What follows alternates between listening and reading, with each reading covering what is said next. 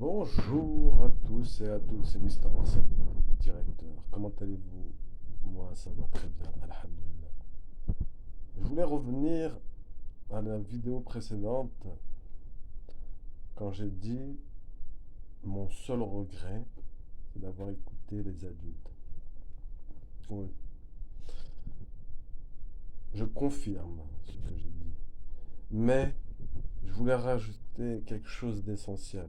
Là, je ne vais pas parler du bullshit, du spectacle, l'envers du décor. Ça, il faut le savoir très tôt, dès le départ. Dès que vous rentrez en sixième, il faut que vous compreniez que c'est pas y aller faire acte de présence en classe de la sixième jusqu'en terminale et ne rien comprendre en fin de cours. C'est vrai que dans beaucoup d'écoles, les profs vous laissent passer jusqu'au bac, etc. Même si vous ne captez rien, vous ne comprenez pas le sujet. Mais ça ne sert à rien. C'est strictement une perte de temps. C'est vrai qu'on vit à travers le regard des gens. Seulement pour dire aux gens, vous savez, je suis en quelle classe? Je suis en première S, je suis en première ES. C'est du foutage de gueule.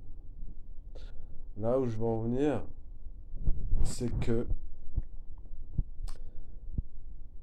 la primaire, il faut avoir de bonnes bases en primaire, mais quand vous arrivez dès la sixième, pour moi, le collège et le lycée, c'est indispensable. C'est franchement, je veux pas dire que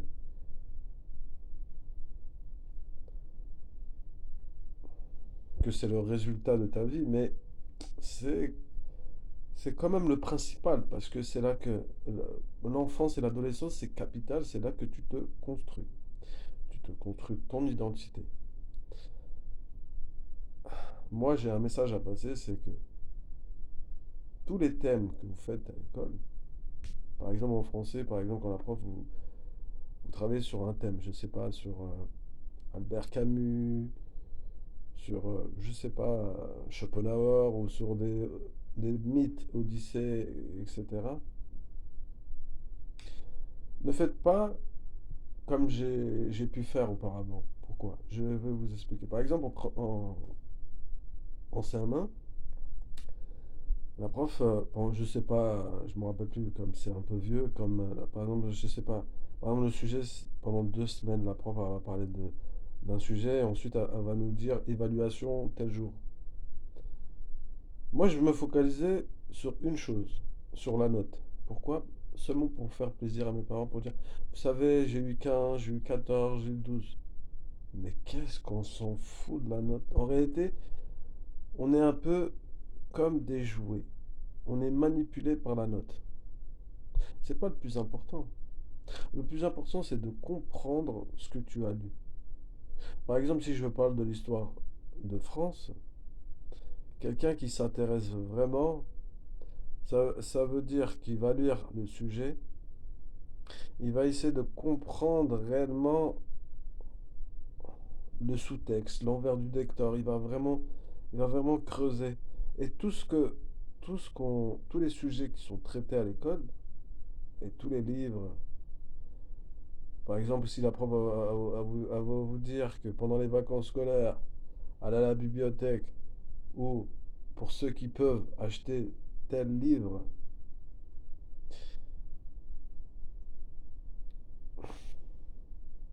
le plus important c'est de lire et essayer de comprendre le message, ce que l'auteur veut transmettre à son auditeur. Et même résumer ça, je ne sais pas, en quelques phrases, avec vos mots. Parce que la note ne va pas définir est-ce que tu es intelligent ou pas. Parce que moi, si je vous dis ça, c'est que plus tard, ça va vous servir dans le sens où, par exemple, s'il y a un débat demain, peu importe le débat, si ça parle, je sais pas moi, d'écologie, d'économie, vous avez les arguments, vous avez les armes pour argumenter. Vous pouvez vous défendre comme un boxeur. Et vous pouvez switcher, vous pouvez rebondir, vous pouvez dire, par exemple, vous pouvez simplement dire des citations qui sont connues, ou par exemple rebondir sur un film, ou sur une pièce de théâtre, ou sur un ouvrage, de switcher, de passer de, par exemple, de dire, oui, par exemple, sur un extrait d'Albert Camus, là, je m'en rappelle, et ça me rappelle ça, etc. Par exemple, moi, mon problème, quand, quand je m'exprime, quand je veux parler d'un sujet, je le comprends, je peux le comprendre. Mais moi, mon problème, c'est que j'ai une pensée arborescente. Ça veut dire que je peux passer d'un sujet à un autre. Il y a beaucoup de gens qui ont ce problème, mais peut-être que on l'aura jamais dit, peut-être que c'est inconscient. Mais j'essaie de travailler là-dessus,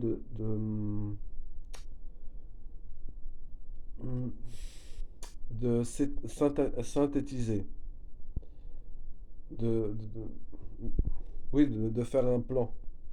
C'est de faire un plan pour pas passer du coq à l'âne pour que la personne en face saisisse mon message.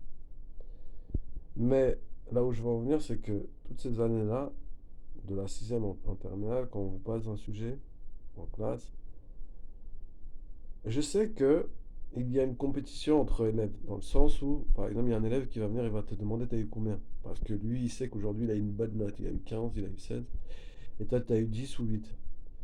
Et il va un peu te titiller, ah putain, t'as eu 8, etc. Faut pas rentrer dans le jeu. Dans ta tête, tu dois te dire, c'est très bien qu'il ait eu 15, qu'il ait eu 16. Félicitations. Et je t'encourage même d'avoir plus. Faut pas envier les gens. Ça ne sert à rien. Le plus important, c'est que si tu as eu une mauvaise note, de réfléchir pourquoi tu as eu une mauvaise note. Pourquoi? Et si par exemple la prochaine fois que vous parlez sur un sujet, bah, je sais pas, ça peut être sur la Seconde Guerre mondiale, la Première Guerre mondiale, essayez de creuser. Oubliez la note. La note, oubliez-la. Le plus important est ce que vous comprenez le sujet. Par exemple, si en classe vous n'avez pas saisi, relisez chez vous et s'il y a des mots que vous ne comprenez pas, allez chercher. Aujourd'hui, vous avez de la chance que nous, dans ma génération, à l'époque, il n'y avait pas. C'est pas tout le monde qui avait Internet, c'est dans les années 2000 par exemple. Aujourd'hui, la technologie s'est vachement développée. Vous pouvez aller sur Internet ou notamment regarder sur le dictionnaire s'il y a des mots que vous ne comprenez pas. Ensuite, c'est vrai qu'il y a il y a des textes, c'est très émagé, avec du vieux français, avec pas mal de figures dessus. Si vous n'arrivez pas, essayez de voir avec vos parents. Soit avec votre mère, soit avec votre père. Si par exemple vous n'avez pas la chance, parce que vos parents peut-être qui n'ont pas été à l'école, il ne faut pas se décourager. Essayez de trouver un adulte. Si par exemple le prof vraiment il veut pas vous aider, il trouve une excuse, ce qui peut arriver, il ne faut pas vous décourager. Allez voir, je ne sais pas, un membre de votre famille. Si dans votre famille qui existe également, que personne ne peut vous aider, ça arrive. Comme je l'ai dit et je l'ai toujours dit, tous les enfants ne sont pas égaux. Il y a des enfants qui naissent, ils sont nés avec un capital culturel. Mais il faut pas être défaitiste. Il faut pas se dire, ah, je suis perdu d'avance. Non. Tu es encore jeune, tu as 14 ans, tu as 13 ans, peut-être même 16 ans. Même si tu n'es pas né dans un environnement, dans une famille avec un capital culturel, il faut pas, il faut pas baisser les bras. Il faut se dire, très bien, personne de mon environnement ne peut m'aider. Je vais aller à la bibliothèque. Il ne faut pas être timide, il faut oser, il faut aller voir des gens compétents, même dans la rue. Même dans la rue, je ne sais pas si par exemple si tu habites en banlieue, en région parisienne, tu peux aller même à Paris. Il y a, à la BNF, là, je ne me rappelle plus, à la bibliothèque. Rentre Et il faut oser, tu te poses sur une table et tu vas voir des gens qui sont plus âgés que toi, plus grands, qui sont à la fac, etc. Essaie de demander, essaie de chercher des personnes qui peuvent t'aider. Parce que moi, la vidéo précédente que j'ai évoquée, que j'ai essayé de m'exprimer, la société, c'est une comédie. C'est du spectacle, comme disait William Shakespeare. Les profs, etc., ils s'en foutent. Les CPE, etc. Cherchez votre avenir. Essayez de comprendre. Faites du sport, même au sport. Il ne faut pas aller faire de la figuration quand tu fais une discipline, quand tu fais une activité sportive, parce que ça peut être des arts martiaux, ça peut être du basket. Si c'est pour aller, pour dire aux gens que je fais du sport, mais en réalité, tu es là en tant que figurant, ça ne sert à rien. Ça ne sert strictement à rien. Tu es dans un cours d'histoire, tu as un cours de français, cherche à comprendre. Si tu comprends pas, à la fin de l'heure, essaie de voir avec le prof. Si vraiment tu vois, parce que ça existe, que le prof a des favoritismes, il préfère certains élèves, faut pas te braquer. Tu lâches prise, tu dis très bien, ce prof ne veut pas m'aider. Va voir avec tes parents. Si tes parents ne comprennent pas, cherche une solution. Reste pas. Faut pas rester. Non, reste pas comme ça. Parce que ça va te bloquer plus tard. Ensuite, le reste, que les gens parlent derrière toi en bien ou en mal, ça ne te regarde pas. Ensuite, comme j'avais dit, quand tu es jeune, tu es adolescent, c'est normal que tu fasses des bêtises. C'est normal. Mais le plus important, concentre-toi à comprendre.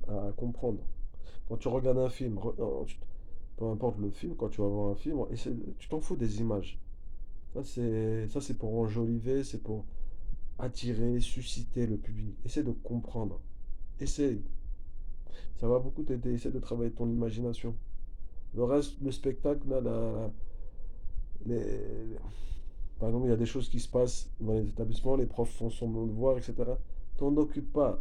Tout ça, c'est du bullshit. Occupe-toi de toi, essaie de comprendre, de savoir comment structurer un texte, comment écrire, comment savoir exprimer, comment savoir convaincre. Tout ça, ça va t'aider plus tard. Même pour les entretiens, pour les interviews, pour décrocher le job de tes rêves, tout ça. Concentre-toi, faut pas te focaliser sur la note. Parce que la note, ça va te déstabiliser quand la prof va te mettre 9 ou 8, tu vas dire, ah non, je suis perdu. Non, oublie ça. Ciao, c'était Mister Marcel, directeur. Ciao.